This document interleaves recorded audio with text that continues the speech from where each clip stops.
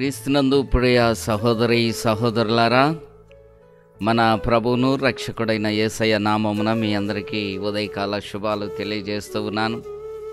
బాగున్నారా? దేవుడు మంచి నిద్రను దేవుడు మీకు ఇచ్చి ఉన్నాడని నేను నమ్ముతున్నాను. ఈ ఉదయకాల సమయంలో ఈ ప్రశస్త వాతావరణంలో మనము దేవుని వాక్యమును ధ్యానం చేసుకుందామా? దయచేసి మీ యొక్క పరిశుద్ధ గ్రంథాలు తెరచి ఉంచండి. ఇర్మీయా గ్రంథం 22వ అధ్యాయము 21వ వచనం నేను చదువుతాను, జాగ్రత్తగా వినండి.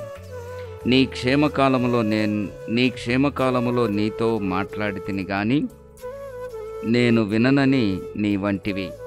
నా మాట వినుకపోతే నీ బాల్యము నుండి నీకు వాడుక. దేవుడు తన వాక్యమును మన వినికిడిలో దీవించునుగాక. ఈ మాటలు ప్రవక్త అయిన ఇర్మీయా ద్వారా దేవుడు ఇశ్రాయేలు ప్రజలతో తెలియజేస్తూ ఉన్నాడు. అనేక మార్లు దేవుడు వారితో మాట్లాడాడు. అనేక మార్లు దేవుని వాక్యము వారికి ప్రత్యక్షమైనది ఇశ్రాయేలు ప్రజలకు. అయితే ఇక్కడ లేఖన భాగాలను మనం జాగ్రత్తగా గమనించినట్లయితే నీ క్షేమకాలములో నేను నీతో మాట్లాడి తిని గాని అన్న మాట కనపడుతూ ఉంది. ప్రియమైన దేవుని బిడ్డలారా, మానవ నైజం ఎటువంటిదో తెలుసా? క్షేమకాలము అంటే క్షేమస్థితి.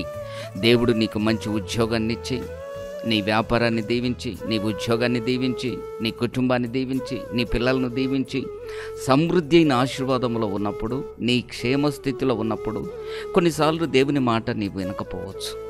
కొన్నిసార్లు దేవుని మాటను నీవు నిర్లక్ష్యం చేయవచ్చు. కొన్నిసార్లు దేవుని మందిరాన్ని నిర్లక్ష్యం చేయవచ్చు. అటువంటి సందర్భంలో దేవుడు అనేక మార్లు నీ క్షేమస్థితిలో అంత బాగున్నప్పుడు, క్షేమంగా నీవు ఉన్నప్పుడు దేవుడు నీతో మాట్లాడాలని, అనేక మార్లు దేవుడు నీతో మాట్లాడాలని దేవుడు నీ యొద్దకు వచ్చి ఉన్నాడు. వాక్యం ద్వారా, సేవకుల ద్వారా అనేక మార్లు. కానీ నీవు విననొల్లనంటివి అన్న మాట ఒకవేళ మన జీవితంలో సరైనదేమో. ప్రియ సహోదరుడా, ఈరోజు వర్తమానం వింటున్న సహోదరి, ఒకవేళ నీ క్షేమస్థితిలో దేవుడు నీతో మాట్లాడితే నీవు పెడచెవిన పెట్టి ఉన్నావేమో, నీవు వినలేదేమో. జాగ్రత్త సుమా. మహోన్నతుడైన దేవుడు నీకు సామర్థ్యాన్ని కలుగచేసి, నీకు క్షేమస్థితిని కలుగచేసిన దేవుణ్ణి మర్చిపోతున్నావేమో. నీవెదిగిన స్థితిలో నుండి నీవు పడిపోకుండా జాగ్రత్తగా కాపాడుకో. నీ స్థితిని కాపాడుకో. నీ ఆశీర్వాదాన్ని కాపాడుకో. నీ ఆశీర్వాదాన్ని నిలబెట్టుకో. నీ క్షేమస్థితిలో నీవు దేవుడు నీతో మాట్లాడినప్పుడు ఆ మాటకు నీవు విధేయత చూపమని ఈ లేఖన భాగం యొక్క సారాంశం. ఈ ఉదయకాలమున దేవుని మాట వింటావా?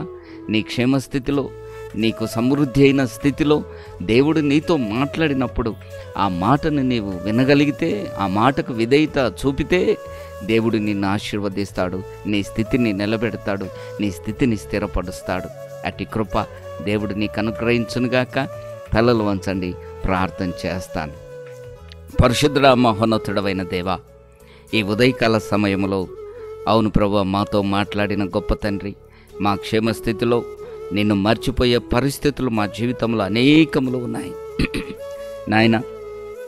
సుఖ సంపదలలో నాయన నిన్ను మర్చిపోయాం అయ్యా.